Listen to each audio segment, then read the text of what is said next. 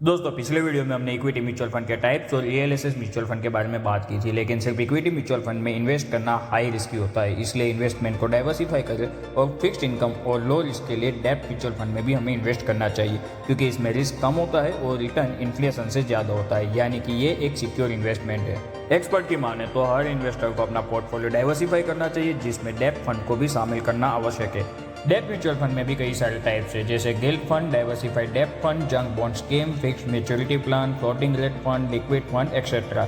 जिसमें सबसे पहला है गिल्ड फंड, जो गवर्नमेंट सिक्योरिटी में इन्वेस्ट करता है, जैसे कि ट्रेजरर बिल्स और गवर्नमेंट बॉन्ड में इन्वेस्ट करते हैं, जिसकी मैच्योरिटी 3 से 5 साल की होती है और गवर्नमेंट में ये पैसा आपको इंटरेस्ट के साथ वापस मिलता है। जैसे किसी गवर्नमेंट बॉन्ड का इंटरेस्ट रेट 8% है और मैच्योरिटी टाइम 5 साल के बाद है, तो उसमें हर साल आपको 8% इंटरेस्ट अमाउंट मिलती है और 5 साल के बाद कैपिटल अमाउंट मिल जाती है। और गवर्नमेंट की गारंटी की वजह से इसमें क्रेडिट रिस्क भी नहीं होता है। गवर्नमेंट बॉन्ड कुछ इस तरीके से बहुत ही सिंपल वे में वर्क करते हैं। गिल्ड फंड में इंटरेस्ट रेट 6% से लेकर 8% रहता है, लेकिन इसमें सबसे बड़ा बेनिफिट कैपिटल गेन टैक्स में होता है, जिसकी वजह से इन्वेस्टर इसमें अपना पैसा इन्वेस्ट करते हैं। अगला टाइप है डाइवर्सिफाइड डेब्ट। डाइवर्सिफाइड डेब्ट फंड गवर्नमेंट सिक्योरिटी और नॉन गवर्नमेंट सिक्योरिटी दोनों में इन्वेस्ट करते हैं, यानी गवर्नमेंट बॉन्ड जैसे ट्रेजरी बिल के साथ साथ कॉर्पोरेट बॉन्ड जैसे डिबेंचर्स, कॉमर्शियल पेपर में भी इन्वेस्ट करते हैं। नॉन गवर्नमेंट बॉन्ड के अंदर रिटर्न ज़्यादा मिलता है, लेकिन गवर्नमेंट सिक्योरिटी में कभी भी डिफॉल्ट रिस्क नहीं होता है, लेकिन नॉन गवर्नमेंट सिक्योरिटी में डिफॉल्ट रिस्क रहता है। इसकी वजह से डाइवर्सिफाइड डेब्ट फंड थोड़ा रिस्की बन जाता है,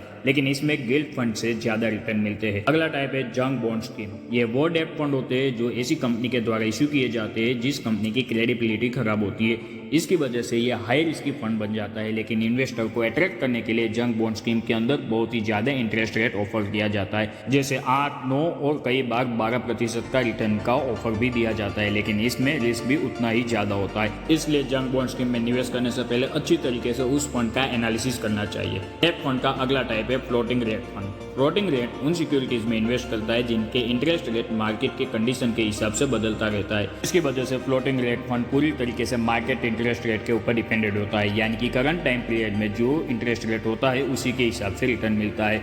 डेब्ट फंड का अगला टाइप है लिक्विड फंड, जो आजकल बहुत ही ज्यादा पॉपुलर हो रहा है। लिक्विड फंड को मनी मार्केट फंड के नाम से भी जाना जाता है। लिक्विड फंड शॉर्ट टर्म डेब्ट सिक्योरिटीज में इन्वेस्ट करते हैं। इसकी मैच्योरिटी 3 महीने तक की होती है। लिक्विड फंड सेविंग अकाउंट से ज़्यादा रिटर्न देता है और इसमें कोई लॉक इन पीरियड नहीं होता है, जिसकी वजह से हम जब भी चाहे पैसे को निकाल सकते हैं। अगर आपके पास कुछ ऐसे पैसे जो आपको 2 या 3 महीने तक खर्च नहीं करने हैं, तो उस पैसे को सेविंग अकाउंट की जगह लिक्विड फंड में रख सकते हैं। ज़्यादातर liquid fund average 7% annual return देते हैं। दोस्तों ये कुछ डेब्ट फंड है जिसके बारे में हर इन्वेस्टर को पता होना चाहिए, लेकिन सबसे ज़्यादा अगर किसी इन्वेस्टमेंट की चर्चा होती है तो वो है फिक्स मैच्योरिटी प्लान, जिसके बारे में हम आने वाले वीडियो में बात करने वाले हैं। तो चैनल को अभी से सब्सक्राइब कर लीजिए, और अगर आप भी डेब्ट फंड में निवेश करना चाहते हैं या म्यूचुअल फंड में निवेश करना चाहते हो तो नीचे दी गई लिंक के ऊपर क्लिक कीजिए। फ्री में फाइनेंशियल एडवाइस पाने के लिए आप हमारे दिए गए नंबर पर संपर्क कर सकते हैं। वीडियो इन्फॉर्मेटिव लगा हो तो इसे लाइक कर दीजिए और ऐसे ही वीडियो के लिए चैनल को सब्सक्राइब कर दीजिए।